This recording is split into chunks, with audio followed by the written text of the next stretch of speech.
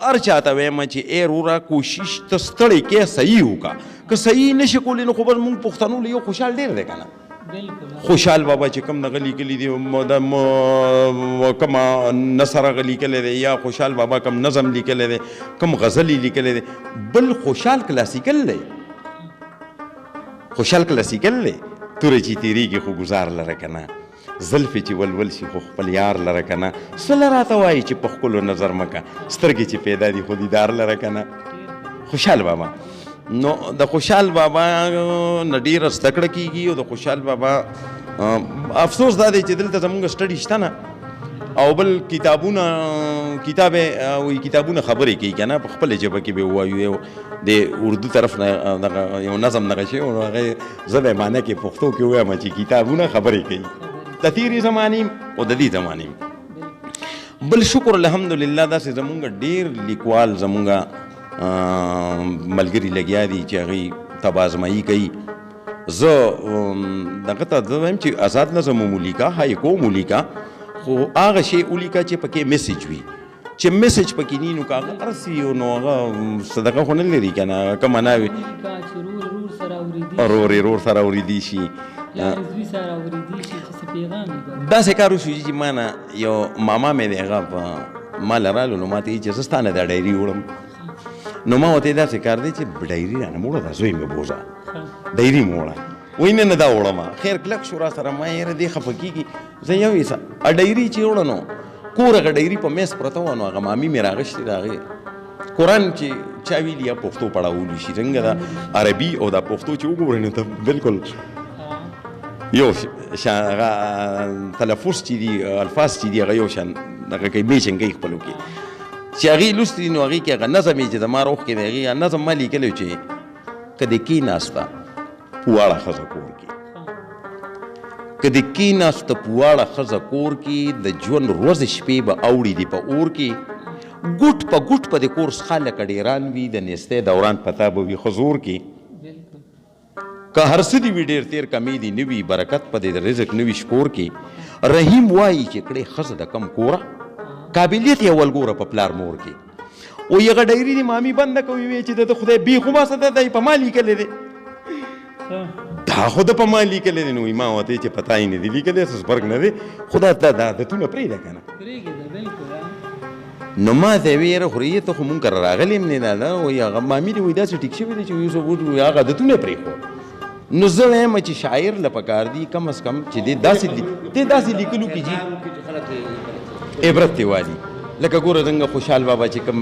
پیغام دی قوم ته ورکړی دی، یا رحمان بابا جي ورکړی دی، یا علي خان،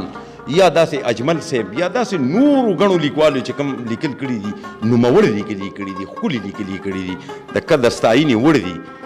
نو الله دې دا پتاسه یم پتاسه دې الله دې خورا واړی. دا نور داسې دي که نه چې دا لیکل صحیح وکړي. نو بس زه دا یم چې یو سړی روان لیکلی شي نو ښه دې لیکي که نه، ښه دې لیکي.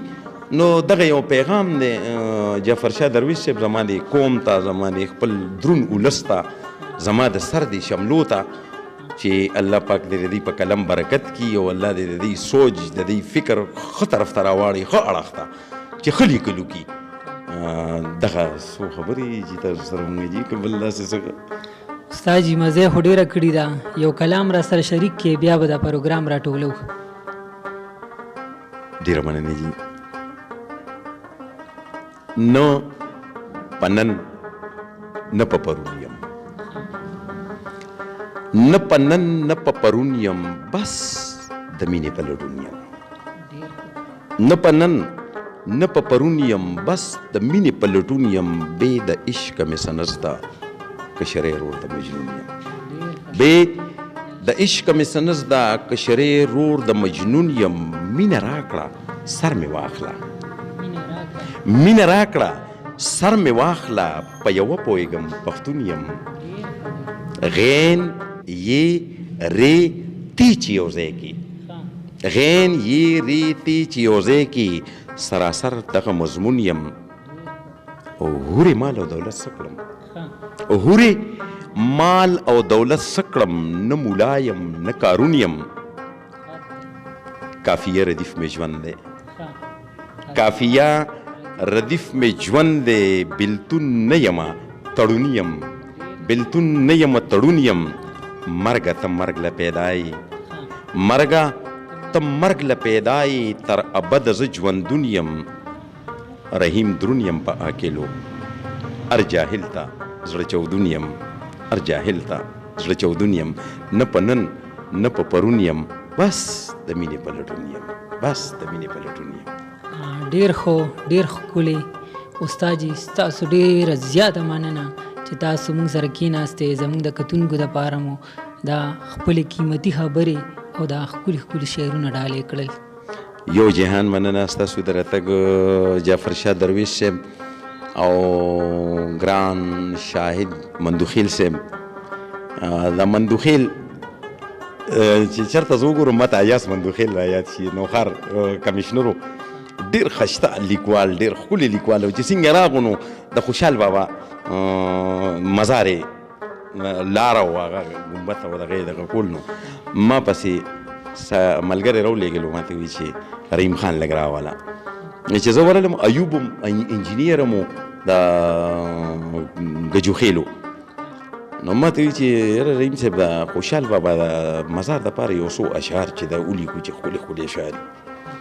نو ما ورته بس ایاز مندوخیل صاحب مطلب دا دی چې زه خو یو وړه غوندې ولی یم چینه سمندر یې دلته کې فلی اکبر سیلاب صاحب دی اجمل صاحب دی وایي چې آی رالیږلي وته یې چې رحیم صاحب ته وایي چې راوله دا د یې مینه وه نو ما ورته چې په دې باندې یو شعر ولیکه بس زیات به نه لیکې چې اوږې تږې لکه باس په میرو خوښ یم خوشحال بابا وایي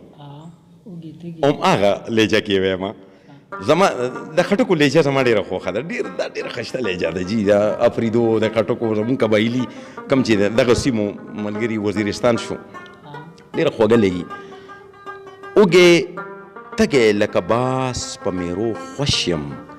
د طوطي چورې د خاورې شي پنجره کې نو ایاز مندوخیل ما ته وایي چې دا خو د خوشحال بابا په دیوان کې نشته ما دغه خو ښکار دی که نه چې د خوشحال بابا په شاعرۍ کې هم خلکو ډېر کار کړی دی چې هغه کوم قیمتي خو ټول دي خو هغې کې بیا دغه کړی دی کار یې کړی دی خپل کار پکې خلکو اوښکې دی نو ما ته وایي چې ما ورته ما سره دیوان شته د خوشحال بابا او هغه دیوان دی چې ته وګوره په دې تمامو لیبرېرو کې نه وي خو ما سره به د هغه د لاس د بڼې لیکل پراته نو د خوشحال بابا ډېر داسې شعرونه دي چې هغه ډېر نوموړ ډېر د ستاینې وړ او ډېره غټه د کامیابۍ راز دی پکې نو خوشحال بابا زه هر چاته دا پیغام ورکوم زه چې د شپې موده کېږم نو چې خوشحال بابا سټډي کوم نو هغه بالغ زما سر ته نه بس د خوشحال بابا هغه دیوان سر ته کېدم خوشحال بابا نوموړی الله پاک دی مونږ د هغه د سوري لاندې دکه شان د خپلې مورنۍ ژبې په خدمت کې ګامزن لري او د هغه په سلي د رحمت وي ورسره د نبي کریم حضرت محمد صلی الله علیه وسلم څونه امت الله پاک دی کامیاب کی د خپل قوم لا دا میسج جعفر شاه درویش صاحب ورکومه چې وخت مه ضایع کوئ کتابونه ولولئ او بل چې کم ځای کې شاعري نو دا د هغه خلکو خوش قسمتي وي شاعر پر ډېر ښه خاندان کې پیدا کېږي دا نه ویم چې زه شاعر یم لیکوال ډېر ښکلي لیکوال ډېر ښایسته شاعران زه ځان یو داسې وړوکی غوندې بس دغه ګڼم د شاعرانو سره مینه لرم نو چې دوی سره ناسته وکړي دوی سره کینی دا یو ځان له دغه د اکیډمي ده هر کلي کې چې شاعر وي نو دا یو اکیډمي ده د ده نه زده کړه کول پکار دي چې دا ملګري ورسره کیني په هر اړخ باندې شاعرانو خبرې کړي دي په هغه په دغه وي که په ساینس او ټکنالوژي بل دا خبره راغله خبرې اوږدېږي یو سړی ما ته وایي چې ساینس او ټکنالوژي ډېره غټه ترقي وکړه نو ما ورته ستا څه خیال دی چې کله نه وکوي په دې دور کې وکړه ما ورته کله خو چې 10 سپارې قرآن مکمل شو نو ساینس او ټکنالوژي راغله قرآن نه دی جي ما یې ګوره د نن 900 کاله مخکې خوشحال بابا څه وایي و اسمان لره که لار د خطو نشته و اسمان لره که لار د خطو نشته زه به لار درته پیدا کړم په هنر دا ساینس دی او ټکنالوژي ده نو 900 کاله مخکې خوشحال بابا د ساینس او ټکنالوژي خبره کوي او بیا په څونه ښکلي انداز یې بیانوي په یو شعر کې چې و اسمان لره که لار د خطو نشته زه به لار درته پیدا کړم په هنر. نو مکمل شاه درویش صاحب زه ستاسو ډېره شکریا ادا کوم. نه پوهېږم چې په کوم دغه الفاظو باندې زه ستاسو شکریا ادا کوم. الله پاک مو کامیاب کا د دې خپلې مورنۍ ژبې د خدمت لپاره. د شاهد مندوخیل زما نور داسې دا نوې کول ملګري بچي او داسې نور زما ملګري زما هم عمر زما خویاندې زما لونه زما میاندې مونږ یو لیکل نه کوو. زمونږ ډېر تکړه تکړه میاندې خویاندې لونه زمونږ لګیا دي لیکل کوي د خپلې مورنۍ ژبې خدمت کوي. نو الله دې په قلم برکت کړي او الله دې دا کم چې داسې وخت ضایع کوي دی د الله وخت قیمت لپاره راولي چې وخت قیمتي کړي. ډېره مننه جي ډېره مننه. الله موبایل لري جي. ملګرو نن پروګرام هو ډېره مزه وکړه. مونږ ته خوندونه واغېستل. ډېر قیمتي شخصیاتو سره زمونږ نن ناستې وو. امید لرم ستاسو به دا پروګرام خوښ شوي وي او که زندګۍ وفا وکړه نو په بل پروګرام کې بیا ملاقات کیږي. په دې سره زه جعفر شاه درویش سره د خپل ملګرو ستاسو نه اجازت غواړم چې هر چېرته یې ښاد او آباد بریالي اوسئ. د لوی الله په امان.